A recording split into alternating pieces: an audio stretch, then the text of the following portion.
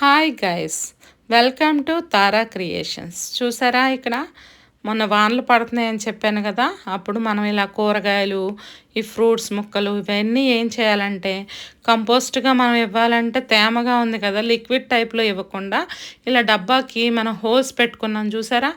ఆ హోల్స్ పెట్టుకొని దాంట్లో ఫస్ట్ మట్టి, తర్వాత కూరగాయలు, మట్టి అట్లా వేసుకుంటూ మనం వస్తూ ఉండాలి. అప్పుడు మనకి వేస్ట్గా ఉన్న ఏది పాడేయడానికి మనకు ప్రాణం ఒప్పదు కదా.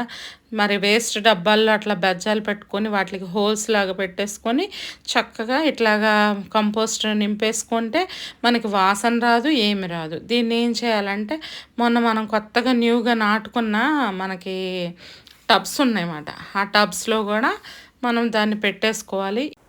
ఈ లిక్విడ్ సమ్మర్ టైంలో యూజ్ చేస్తాను.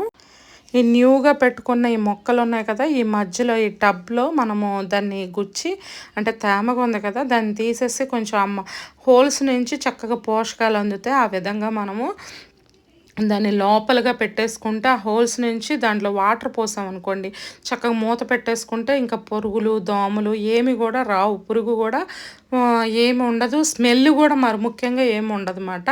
మనం అలా సెట్ చేసేసుకోవాలి. అప్పుడు ఇవన్నీ కొత్త మొక్కలు అన్నమాట, జానడే ఉన్నాయి అవి.